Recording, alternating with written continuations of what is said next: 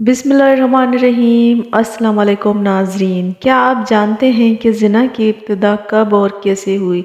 کائنات عالم میں کس بدبخت نے سب سے پہلے زنا کا ارتکاب کیا؟ اسلام میں زنا کی سزا کیا ہے؟ اور یہی ہماری آج کی ویڈیو کا موضوع ہے۔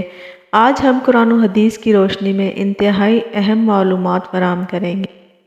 ناظرین، جب حضرت آدم علیہ السلام اور حضرت اماں حوا نے اللہ رب العزت کے حکم کی نافرمانی کرتے ہوئے ابلیس کے بہکاوے میں آ کر شجرہ ممنوعہ کا پھل کھایا تو اللہ رب العزت نے حضرت آدم علیہ السلام اور حضرت حوا علیہ السلام کو جنت سے نکال کر زمین پر اتار دیا، اور پھر اللہ تعالیٰ کے حکم سے حضرت آدم علیہ السلام اور حضرت حوا کے ہاں اولاد پیدا ہوئی۔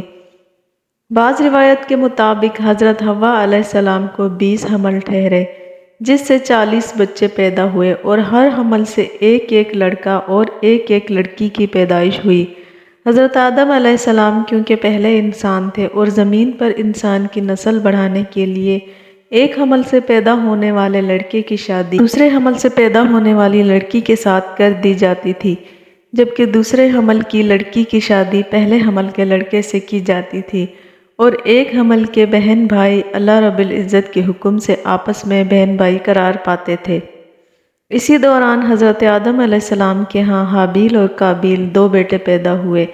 قابیل کی بہن اقلیمہ بہت زیادہ خوبصورت تھی، جبکہ جو لڑکی حضرت حابیل کے ساتھ پیدا ہوئی وہ اتنی خوبصورت نہیں تھی۔ جب یہ بچے جوان ہوئے اور ان کی آپس میں شادی کا وقت آیا تو قابیل نے حضرت حابیل علیہ السلام کی بہن کے ساتھ نکاح کرنے سے انکار کر دیا اور کہنے لگا، یہ تو بالکل خوبصورت نہیں ہے اور میں اپنی بہن اقلیمہ کے ساتھ شادی کرنا چاہتا ہوں۔ یہ معاملہ اس قدر بڑھا کہ حضرت آدم علیہ السلام نے حکم دیا کہ دونوں بہن بھائی اللہ تبارک و تعالیٰ کی بارگاہ میں اپنی اپنی قربانی پیش کرو۔ جس کی قربانی اللہ کی بارگاہ میں قبول ہوئی وہی شخص اقلیمہ کے ساتھ شادی کرے گا۔ قابیل کھیتی باڑی کا کام کیا کرتا تھا، جبکہ حضرت حابیل علیہ السلام بکریاں چرایا کرتے تھے۔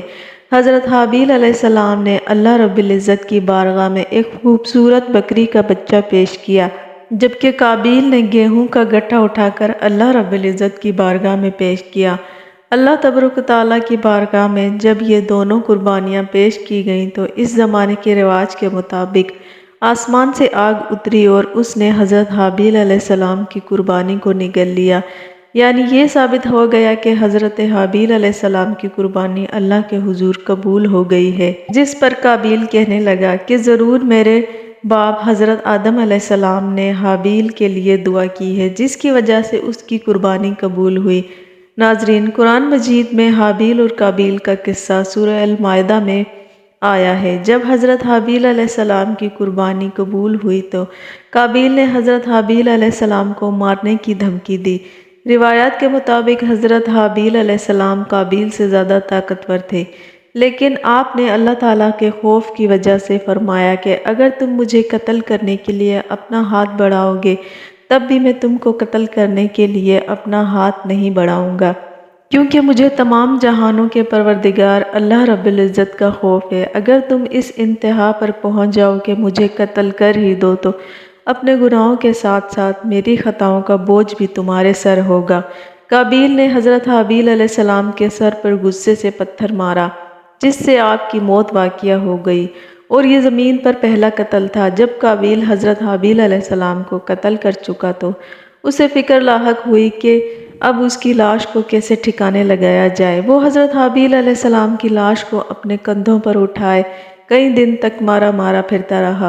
بعض مفسرین نے ذکر کیا ہے کہ جب قابیل اپنے بھائی کو قتل کر چکا تو اس کی نعش کو 1 سال تک اپنی پشت پر لادے پھرتا رہا۔ پھر اللہ تعالیٰ کے حکم سے 2 کوے آئے اور ان دونوں نے قابیل کے سامنے جھگڑا کیا۔ ایک کوے نے دوسرے کوے کو مار دیا اور پھر اس نے زمین کھود کر اس کوے کو اس کے اندر ڈال کر اس کے اوپر مٹی ڈال دی۔ قابیل نے جب کوے کو دیکھا تو افسوس کرنے لگا کہ میں اپنے بھائی کی نعش کو بھی نہ چھپا سکا۔ پھر اس نے بھی اسی طرح کیا اور حضرت حابیل علیہ السلام کو زمین کے اندر دفن کر دیا۔ جب حضرت حابیل علیہ السلام کی نعش دفن ہو گئی تو قابیل اپنی بہن اقلیمہ کو لے کر شیطان کے مشورے پر یمن کی طرف فرار ہو گیا۔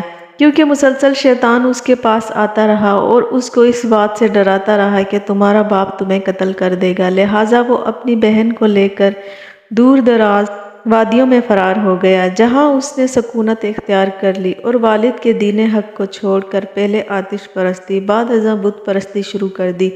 دنیا قتل و غارت، حسد و فساد، آتش پرستی اور بت پرستی کی بنیاد قابیل نے ہی رکھی، اور تاریخ عالم میں سب سے پہلے اس نے زنا کا ارتکاب بھی کیا۔ اس نے اپنی بہن اقلیمہ کے ساتھ زنا کیا۔ حضرت آدم علیہ السلام کو اپنے فرزند حابیل کے قتل کا سخت رنج و غم ہوا، کیونکہ وہ ان کا جانشین تھا۔ حضرت آدم علیہ السلام ان کی یاد میں 40 سال تک روتے رہے، یہاں تک کہ اللہ تعالیٰ نے انہیں حابیل کے بدلے ایک نہایت نیک و سعادت مند فرزند عطا فرمایا۔ حضرت آدم علیہ السلام اور حضرت حوا نے اپنے اس بیٹے کا نام شیس رکھا۔ شیس کے معنی اللہ کا عطیہ۔ حضرت شیس علیہ السلام کو اللہ تعالیٰ نے نبوت سے سرفراز فرمایا۔ ناظرین، حابیل کے قتل کے بعد قابیل نے اپنی بہن اقلیمہ سے شادی کی، یعنی زنا کیا، جس کے بعد زنا کی ابتدا ہوئی۔ زنا کو اسلام میں بہت بڑا گناہ شمار کیا گیا ہے، اور اسلام نے ایسا کرنے والوں کی سزا دنیا میں بھی رکھی ہے، اور مرنے کے بعد اللہ تعالیٰ کے ہاں اس کام کی سخت سزا ہے۔ زنا کے بارے میں احادیث قرآن مجید میں مختلف روایات موجود ہیں۔ اللہ رب العزت نے قرآن مجید میں ارشاد فرمایا، زنا کار عورت اور مرد میں سے ہر ایک کو 100 کوڑے لگاؤ۔ ان پر اللہ کی شریعت کی حد جاری کرتے ہوئے تمہیں ہرگز ترس نہیں آنا چاہیے۔ اگر تمہیں اللہ پر اور قیامت کے دن پر اعتماد ہے تو ان کی سزا کے وقت مسلمانوں کی ایک جماعت موجود ہونی چاہیے۔ زنا کی شرعی سزا یہ ہے کہ اگر بالغ شادی شدہ مرد یا عورت زنا کرے تو اسے سنسار کیا جائے، یعنی پتھر مار مار کر قتل کر دیا جائے۔ اگر غیر شادی شدہ اس حرکت کا مرتکب ہو جائے تو اس کو 100 کوڑے مارے جائیں، اور یہ سزائیں سر عام مجموعے میں ہوں تاکہ لوگ اس پر عبرت حاصل کریں۔ ناظرین، دعا ہے کہ پروردگار عالم سب کو اس عظیم گناہ سے محفوظ فرمائے۔ اگر آپ کو ہماری یہ ویڈیو پسند آئی ہو تو اسی طرح کی اسلامک ویڈیو دیکھنے کے لیے ہمارے چینل کو لائک اور سبسکرائب کریں۔